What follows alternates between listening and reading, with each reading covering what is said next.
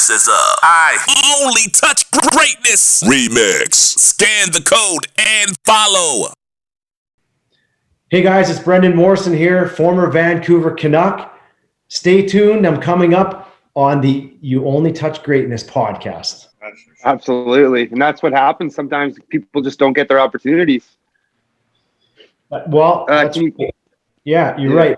I mean, sometimes you're waiting for it, but sometimes you gotta prove that you deserve it, right? So it's kind of two ways to look at it. But yeah, I mean, any player at the end of the day, I mean, prove you deserve it, and then when it comes, take advantage of it.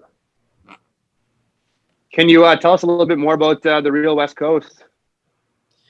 Well, we were hard on each other, man. Like, we challenged each other a lot. I mean, it's been documented where we would have, full-on arguing matches on the bench, but I think that's what helped us be successful. Like, if a guy went a period of time and didn't score, be like, listen, you need to start bearing down in practice. Like, you're just kind of going through the motions a bit. It starts in practice. Bear down. It's going to carry over into games, So we would constantly push each other that way. If a guy wasn't, playing the way he was capable of playing, and be like, listen, we got to get going here. Like, let's go. I mean, you need to get on pucks, move your feet. Okay. Yeah. Shoot the puck when you have an opportunity. So we would always be talking and challenging each other that way. You got a favorite pub in town? A favorite pub in town? Yeah. Well, everybody loves the Roxy. AKA, we used to call that church. Are you going to church? It was like, but it was dangerous. It was dangerous going to the Roxy when you played in Vancouver, right? Like, obviously, pretty high profile place and things like that. Yeah, but I mean, I've been there. I've spent some time there. It's a fun place, a lot of fun. They always treated us great. Man, the city's changed so much since I've been there. Yeah. If I ever open a bar, I'm going to name it the Gym. There you go. But you don't spell it the same as the gym. Like I'll spell it JYM, but you can always tell your wife you're heading to the gym. You'll be on to something there. Yeah, sounds like a good one. So can you tell us more about your fishing company? Yeah, so fishing's been a passion of mine for a lot of years. Even when I'd go to training camp and that, a lot of guys would bring their golf clubs. I'd bring my fishing rod. And one training camp kind of broke for the day, I'd try to hit a river or a lake or whatever, or the ocean. But for me, I describe it to people, it's just, that's kind of my adrenaline rush. It's really difficult to replace playing in front of 20,000 people and just kind of the emotional highs and lows you get doing that. But for me, the fishing has kind of replaced that, I guess. I like the challenge of it at times. It can be, very technical depending on what kind of fishing you're doing, but it's that bite, like whether you're salmon fishing or trout fishing or marlin fishing or tuna fishing. It's just that initial bite when you see that rod bend. And I describe that to people. It's like electricity kind of going through your body, right? That's just a surge of adrenaline. And I just feel like a little kid every time I go and grab the rod, like just a little kid. And the other thing is, I find it's a great way to kind of just detach, with today's world, like, technology, your phone, your computer, like, man, if you don't return a text message in like 30 seconds, people are like, what's wrong with you? What's going on? I'm like, dude, like, give me a minute here, Yeah. So for me, that's a bit of I tell people it's kind of like my meditation, right? To kind of get away and just kind of, some of the places we go to they don't even have cell service, and you kind of just immerse yourself in nature and really just take in the adventure of it all. So for me, that's the combination. It's kind of the adrenaline still, but you also kind of get that relaxation. Sounds like my dating life, where you get one on the line, you're trying to get that first bite, you're trying to reel it in and get it into the boat. How's that working out for you? Yeah, it doesn't work. They usually break the line before I get them in the boat. I like that. What about favorite sports hero? Sports hero. I mean, Gretzky was my idol growing up. Like, even though I grew up in Vancouver, the Oilers were the powerhouse of the early mid '80s, and I just liked how he played. So selfless and put up huge numbers. It was just entertainment. And then guys like Steve Yzerman, Joe Sakic, huge fans of those guys, and I was very fortunate to play against those guys quite a bit, head to head a lot. So I mean, that was always a lot of fun for me. So I mean, those would be guys that kind of come to mind. Did you have a go-to song before games, or like a pump-up song you listen to? Oh man, I got such a diverse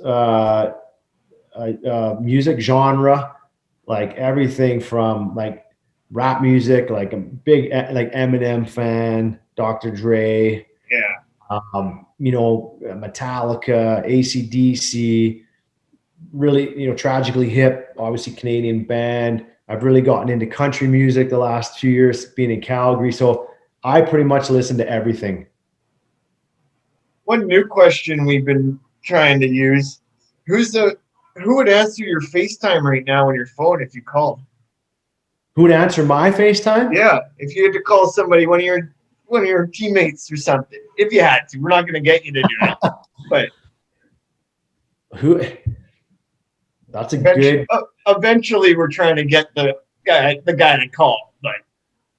Well, like talking from Vancouver, I would say probably Nazi. He FaceTimed me here he was out with Matthias in Spain here a couple of weeks ago. So I got a late night call from those guys FaceTime, and it was awesome. So I'm sure if I reciprocated and called them, they would answer. That's a pretty cool one. Yeah. It was cool. I was like, so there it was. With the time change, it was pretty late for them, and they were having a great time in Spain, and they're hanging out, and their wives were there, and they had a couple other buddies, and they're sitting there with like Bjorn Borg's son, man, like legendary tennis player, and he's just our buddy. He just comes golfing with us, and so they got a wow. Yeah, that's pretty cool. Yeah. What do you think? What do you think of the Kraken and our new rival? I think it's awesome, man. I think they got some work cut out for them still with the draft. I don't know. I'm sure there's a bunch of side deals we haven't heard about yet. But love the uniforms, man. Yeah, they're sick. I think it's going to go well there. I think it's going to go well. I really do. I mean, they got a great ownership group. Their facility looks out of this world.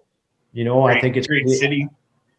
Good city. It's going to be attractive for people from Lower Mainland to get across. It's not that far. So I think they're going to do a good job there. Yeah, we go to a lot of Seahawks games, so it's nice to pull out you could end up getting a hockey game. Would be ideal if it was the Canucks on the Friday, Saturday, and then you head to the Seahawks for the Sunday, right? That'd be a great weekend, eh? Yeah, pretty good weekend. Right? Yeah. Hey, Brendan, I just want to thank you very much for taking the time for us today and chatting with us. Obviously, we were big fans of you, and we still continue to be big fans of you. I love watching your highlights on your fishing show now, and appreciate the time. Yeah, and we're big fans. We're always running up every time we see you in person, too, trying to get a picture with you. Hey, I forgot to tell that story. One time we were at the Heritage Classic game. They did their arena, right, the outdoor game at the BC Place that you were at, and I caught you in the beer lineup, and I got a video of me hanging off you. Oh my God, it's Brendan Morrison. I don't drink anymore, but I was shit hammered that day. Well, boys, I appreciate you guys reaching out, and I'm glad we could do it. I know we've been trying here for a couple weeks, so thanks for your patience and appreciate the support, man. Like as a player, it never gets old when I guess people that used to cheer for you, express that appreciation, and I think you appreciate it more as you get older. So it was awesome. Thank you. One thing before you take off, well, it's all off air from here, but we edit this part and clip it up. Maybe you saw your son's episode, but we take this clip and we stick it at the beginning of the episode. I'm wondering if you could just introduce yourself. Brendan Morrison, I mean, Vancouver Canucks alumni. fucking legend. That might be a stretch. I know. Yeah. But, and then say that you're coming up on I Only Touch Greatness podcast. Sure. Tell my name if you need to see it. Do you want me to say your name? Your guys' name? Yeah, if you can say the podcast. So basically, you just say like, I'm Brendan Morrison, Vancouver Canucks alumni, and I'm coming on I Only Touch Greatness podcast. Oh yeah. No problem. Okay. Anytime? Yeah. Okay. Hey guys, it's Brendan Morrison, former Vancouver Canuck, and I'm coming up on You Only Touch Greatness podcast. I should say, is that okay? I mean, if you want to do it again. Oh, fuck it. I'll do it. Thank you. Hey guys, it's Brendan Morrison here, former Vancouver Canuck. Stay tuned. I'm coming up on the You Only Touch Greatness podcast. Perfect. Thank you so much, Brendan. Hey, no problem, boys. I'm sure we'll run into you here again. Yeah, we will. We'll Absolutely. See you soon. Can't wait.